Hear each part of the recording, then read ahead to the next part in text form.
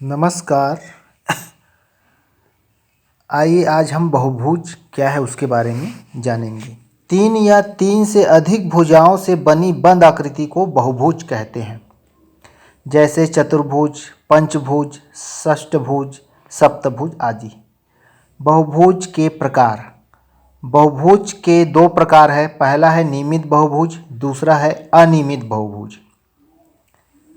दो प्रकार होते हैं। पहला है नियमित बहुभुज।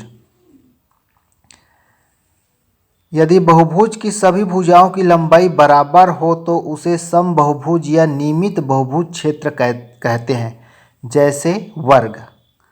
वर्ग एक नियमित बहुभुज क्षेत्र है। उसी तरह से जिस बहुभुज में भुजाओं की लंबाई भिन्न भिन्न होती है उसे अनियमित बहुभुज कहते हैं, जैसे वर्ग को छोड़कर अन्य सभी अनियमित बहुभुज में आएंगे। आइए इन बहुभुज को चित्र द्वारा समझते हैं। देखिए, पहला है त्रिभुज का चित्र, दूसरा है चतुर्भुज का, तीसरा है पंचभुज का, चौथा है षष्ठभुज का, पांचवा है सप्तभुज और आठवां जो है अष्टभुज का है। त्रिभुज को देखते हैं तो इसमें तीन शीर्ष, तीन भुजा और तीन कोण है। उसी तरह से चतुर्भुज को देखते हैं तो चार शीर्ष है, चार भुजा है, चार कोण है।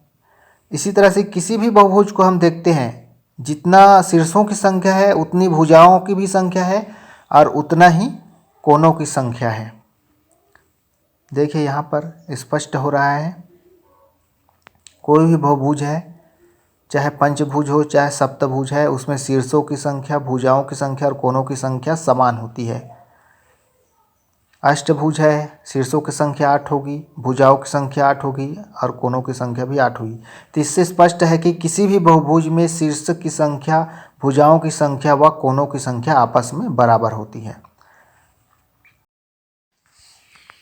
आइए एक चतुर्भुज पर विचार करें, ए बी सी डी। इस चतुर्भुज के एक बिंदु ए से हम एक विकर्ण खींचते हैं ए सी। ए से केवल एक ही विकर्ण खींच सकते हैं ए सी, जो कि दो त्रिभुजों में उसको बांटता है। उसी तरह से आइए एक पंचभुज लेते हैं। पंचभुज ए से हम विकर्ण खींचते हैं ए सी और ए डी। तो इस तरह से हम दो विकर्ण खींच सकते हैं जो कि इसको तीन त्रिभुजों में डिवाइड करता है। देखिए तीन त्रिभुज बना हुआ है पंचभुज में। इस तरह से आइए एक बिंदु ए से हम विकर्ण खींचते हैं तो ए सी एक विकर्ण, ए डी दूसरा विकर्ण, ए ई तीसरा विकर्ण होता है। तो ये जो है चार त्रिभुजों में बढ़ जाता है। इससे स्पष्ट है कि बहुभुज में त्रिभुजों की संख्या भुजाओं की संख्या से दो कम होती है। यदि चतुर्भुज में चार भुजा है तो उसमें दो कम कर दो तो त्रिभुज की संख्या प्राप्त हो जाएगी 2।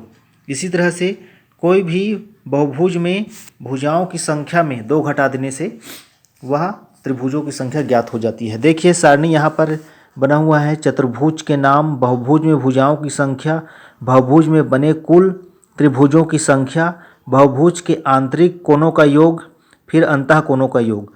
तो यहाँ पर देखते हैं चतुर्भुज जिसमें भुजाओं की संख्या 4 है, फिर इसमें त्रिभुजों की संख्या 2 है, 4 ऋण 2, फिर इसमें 2 गुणित 180 तो 360 अंश इसके अंतः कोणों का योग है। इसी तरह से पंचभुज में 5 भुजा है, त्रिभुज की संख्या 3 है, 5 ऋण 2 और 3 गुणित 180 बराबर 540 अंश पंचभुज के अंतः कोणों का योग।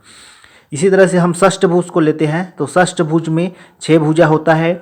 इसमें त्रिभुज की संख्या 6 ऋण 2 यानी 4 होगी और 4 गुणित 180 यानी कि 720 इसके अंतः कोणों का योग होगा षष्ठभुज के। इसी तरह से सप्तभुज में भुजाओं की संख्या 7 है। सप्तभुज में बने त्रिभुज की संख्या 5 होगी, 7 ऋण 2 और 5 गुणित 180 बराबर 900 इसके अंतः कोणों का योग होगा।